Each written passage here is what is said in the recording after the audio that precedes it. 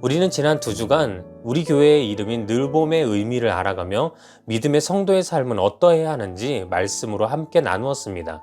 다시 한번 정리해 보자면 첫 번째, 늘봄의 의미는 늘 바라보는 교회로, 믿음의 성도는 삶 속에서 늘 하나님을 바라보고 또한 하나님께서 늘 우리를 바라보고 계심을 잊지 않아야 한다고 말씀드렸습니다.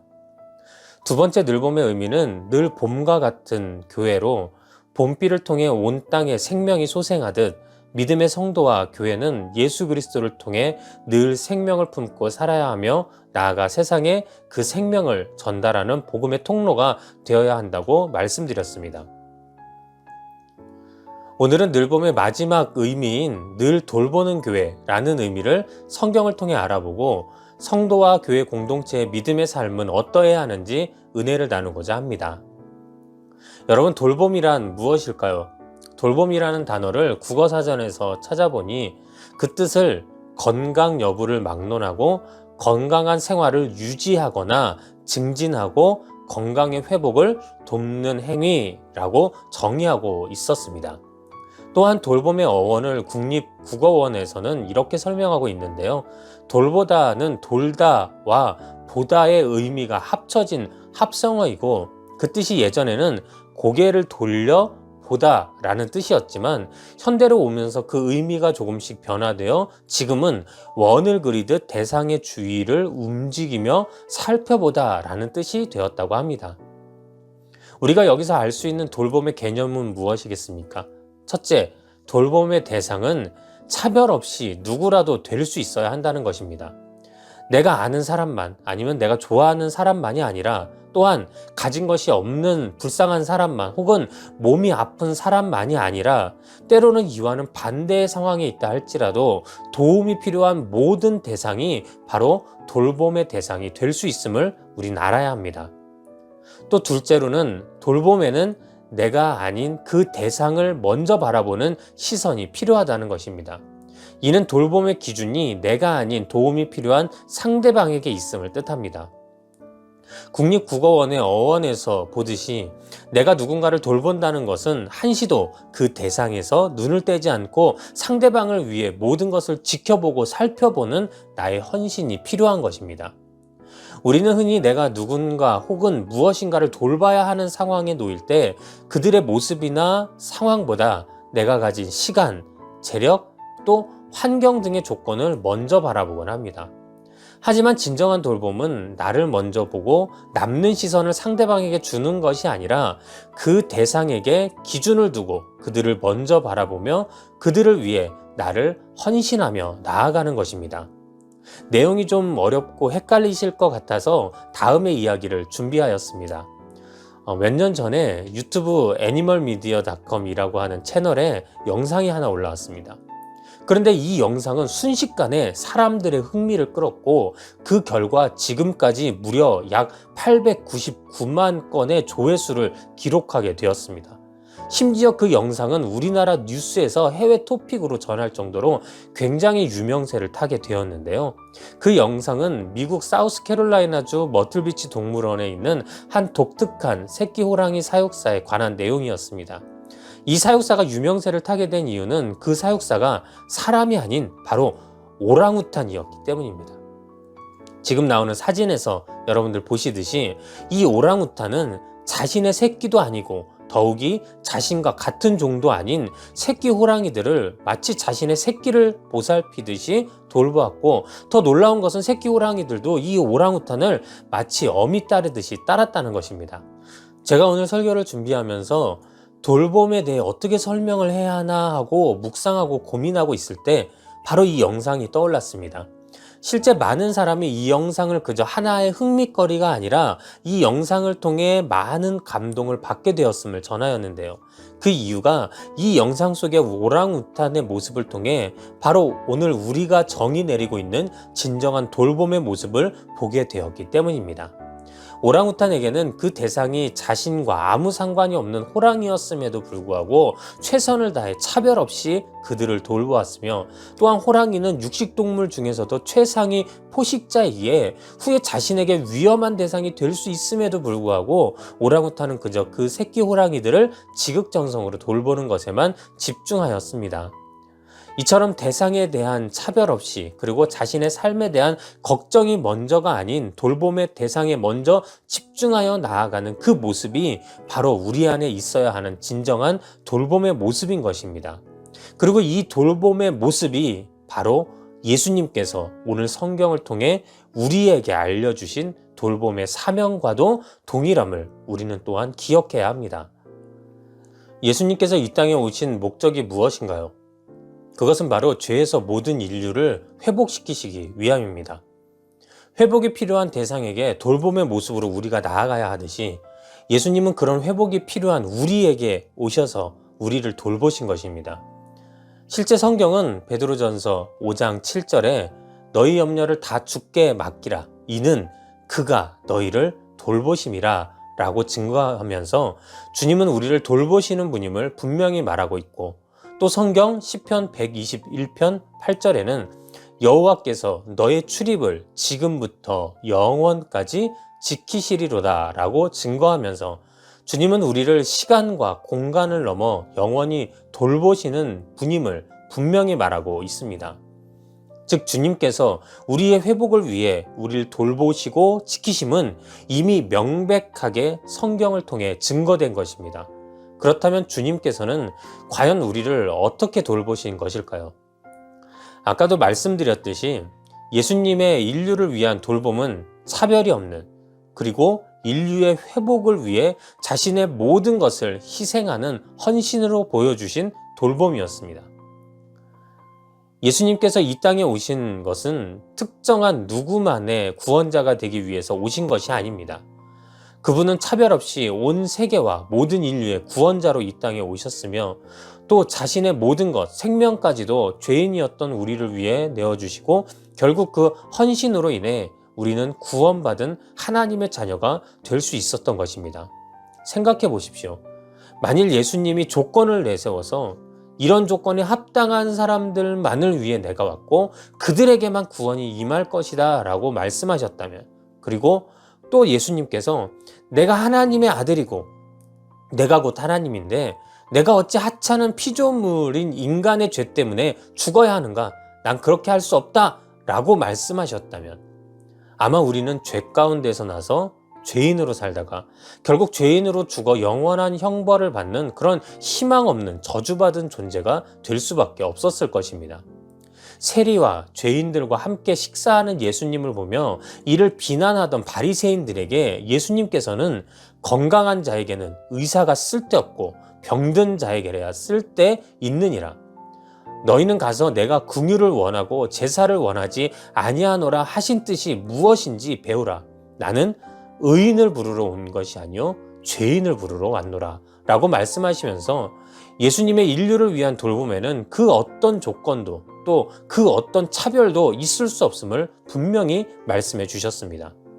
또한 예수님께서는 십자가에 달리시기 전 겟셋마네 동산에서 하나님께 나아가 내 아버지여, 만일 할만 하시거든 이 잔을 내게서 지나가게 하옵소서. 그러나 나의 원대로 마시옵고 아버지의 원대로 하옵소서 하고 기도하신 것처럼, 그분의 돌봄의 기준은 자신의 뜻에 있었던 것이 아닌 오직 인류를 향한 사랑과 하나님의 뜻에 그 모든 초점이 맞추어져 있었던 것입니다. 이처럼 예수님의 인류를 돌보심은 그 어떤 조건이나 차별 없이 오직 모든 인류가 죄에서 회복되기를 원하시는 그분의 일방적인 헌신과 희생으로 이루어졌음을 우리는 기억해야 합니다. 그런데 예수님의 이런 인류를 돌보심의 모습을 오늘 우리가 마음에 새겨야 하는 이유는 무엇일까요? 그것은 바로 예수님께서는 오늘 본문 말씀과 같이 우리가 진정 하나님의 자녀여 믿음의 사람이 되기 위해서는 예수님께서 우리에게 하셨던 것처럼 우리도 그와 같이 이웃을, 나아가 세상을 섬기는 자가 되어야 한다고 분명히 말씀하셨기 때문입니다. 그러니 우리 역시 예수님이 그러하신 것처럼 차별과 조건 없이 그들의 기준 안에 서서 그들을 돌봐야 합니다. 그런데 이게 쉽지 않습니다. 우리는 예수님과 달리 지금의 시대는 마치 돌봄을 받기 위해서는 우리가 제시하는 조건 안에 들어오라고 무언중에 주장할 때가 있습니다. 그러면서 예수님도 하지 않으셨던 차별의 눈으로 세상을 바라보며 나아갈 때가 있는 것입니다. 그리고 철저히 돌봄을 회복이 필요한 그들의 기준이 아닌 나의 기준으로, 또 나의 환경과 나의 상황을 근거로만 행하려고 할 때가 너무 많이 있는 것입니다. 이런 점은 절대 예수님께서 우리에게 보여주신 방법이 아니며, 이는 우리를 세상의 기준에 따르게 하여 결국 교회를 세속화시키는 도구로 사용될 뿐입니다. 이럴 때 우리는 예수님도 우리를 차별하거나 조건부로 돌보시지 않으셨음을 반드시 기억해야 합니다. 그 은혜가 있었기에 오늘 나 같은 죄인도 하나님의 자녀요, 구원받은 백성이 될 수 있었던 것입니다. 또한 우리가 그들의 기준에 선다는 것이 믿음의 진리를 훼손하거나 왜곡하는 것이 아님을 기억해야만 합니다. 선교사님들이 선교지에 가셔서 현지인의 행동이 때로는 그동안 선교사님의 신앙 모습과 좀 다른 행동일지라도 그 문화에 따라 함께 동참해 주시는 경우가 있습니다. 이는 모두 그들에게 복음이라는 믿음의 진리를 증거하고자 그들의 삶의 기준에 맞추어 준 것임을 우리는 깨달아야 합니다. 마찬가지로 예수님께서 인류를 회복시키시고자 이 땅에 육체를 입고 오신 것도 철저히 죄인이었던 우리의 삶의 기준에 맞추어 주시기 위한 그분의 한량없는 은혜였음을, 그리고 그 은혜가 날 살렸음을 우리는 잊지 말아야 합니다.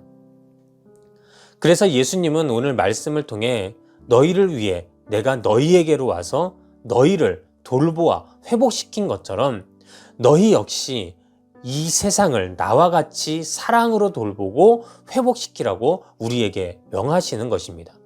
그리고 이것이 바로 우리 믿음의 성도가, 또 우리 교회가 세상을 돌보는 방법이 되어야 한다고 말씀하신 것입니다. 그렇다면 우리가 예수님처럼 세상을 위해 돌봐야 하는 것은 무엇일까요? 이는 다시 이야기하면 우리가 세상을 돌봐 그 안에서 회복시켜야 하는 것은 과연 무엇이겠냐는 것입니다. 첫째로, 먼저 우리는 영적 돌봄을 통해 영혼의 회복을 위해 노력해야 합니다. 우리에게 예수가 그리스도이심을 전하는 것은 믿음의 성도에게는 생명과도 같은 것입니다. 왜냐하면 우리가 죄에서 구원받을 수 있는 유일한 길은 오직 예수님이 나의 구세주 되심을 믿는 방법밖에 없기 때문입니다.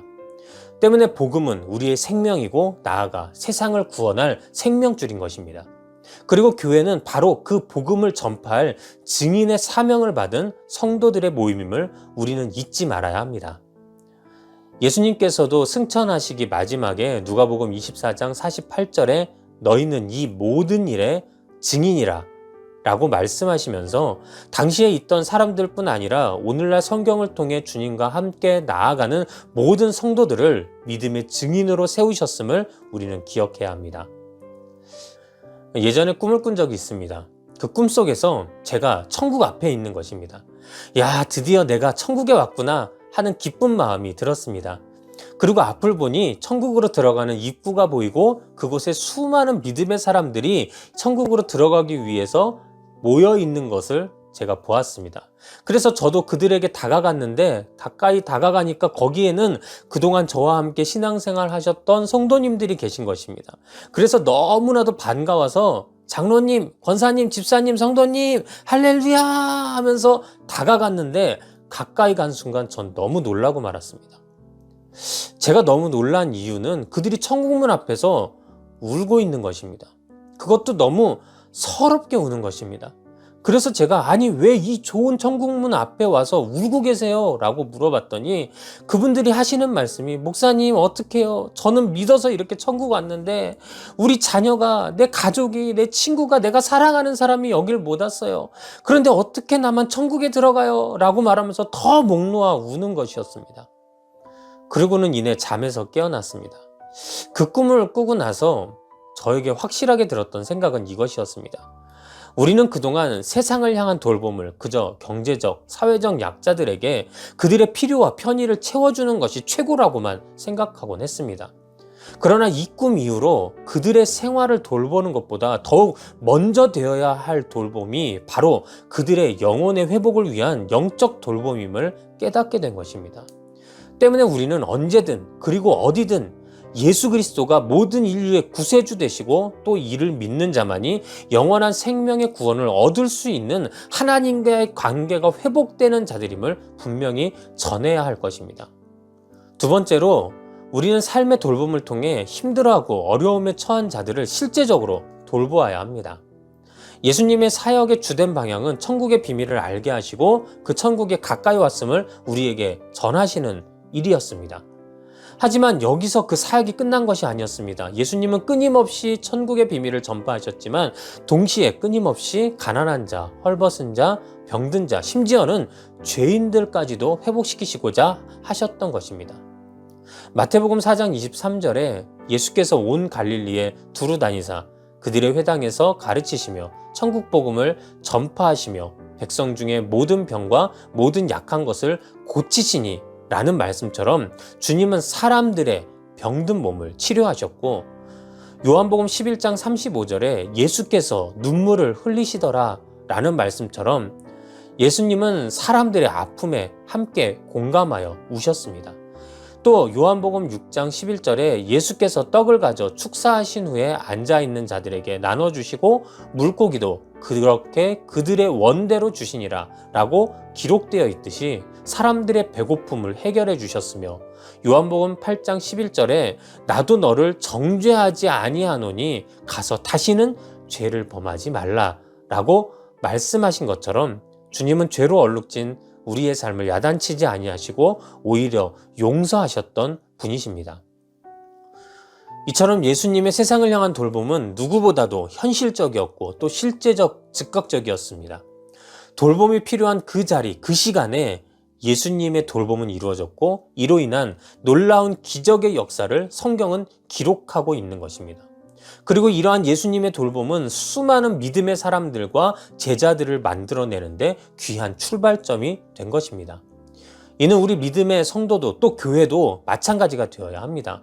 우리도 예수님처럼 세상을 향한 도움의 손길을 내밀 수 있어야 하며 또 그 돌봄은 현실적, 실제적, 즉각적으로 이루어져야만 합니다.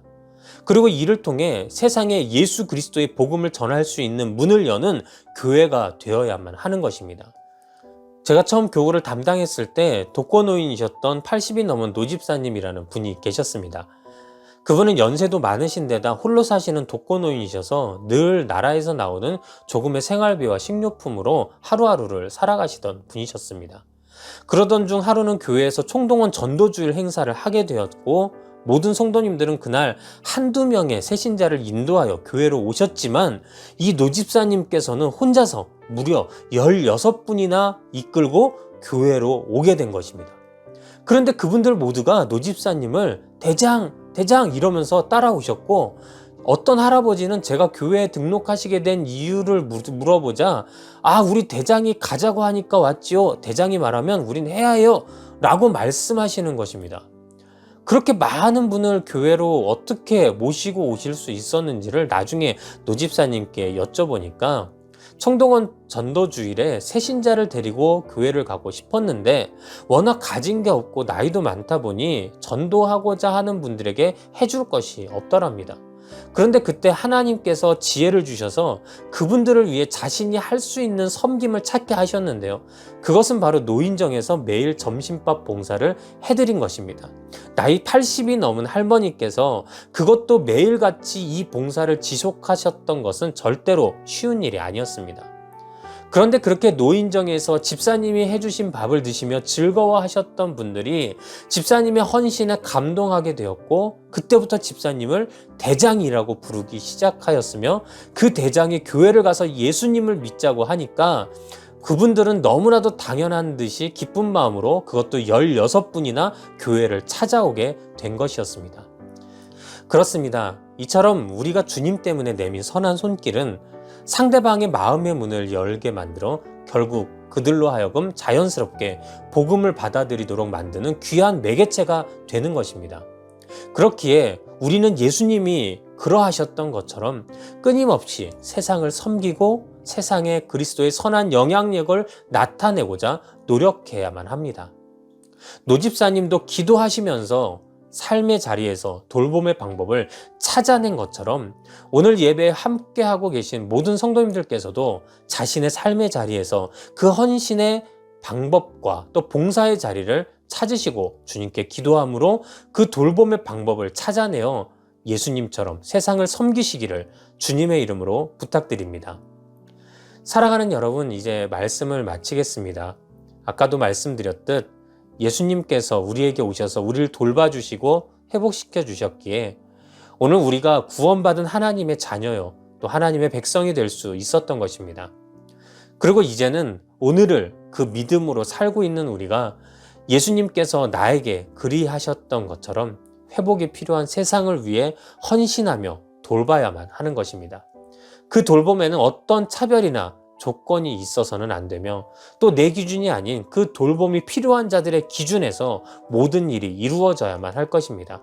그리고 이 돌봄은 결국 하나님 나라 확장이라는 귀한 열매로 우리의 삶에 나타나게 될 것입니다.